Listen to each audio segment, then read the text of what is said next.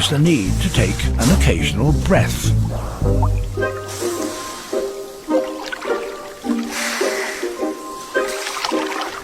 Cleaning the hippo's skin was just the hors d'oeuvre. Now it's time for the main course.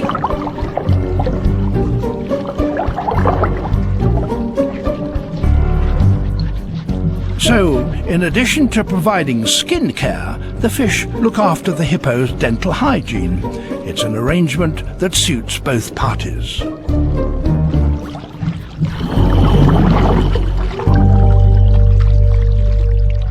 But perhaps it's the fish that are the overall winners. For thanks to the hippos, they are able to feed on the abundant vegetation that would otherwise be beyond their reach, growing around their pool on land.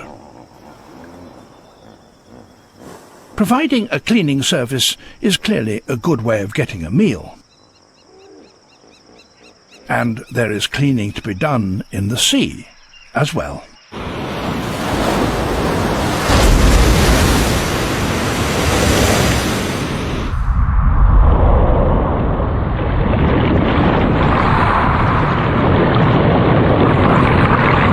The life of this wrasse is centered on removing parasites from other reef fish.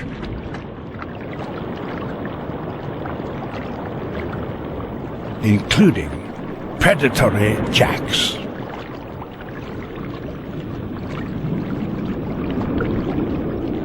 Normally, they would snap up such a little fish, but this is an established relationship and both sides know the rules.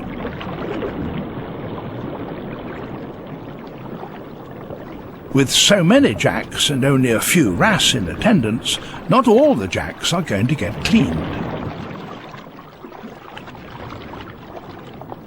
But all this life attracts other predators. Silvertip sharks.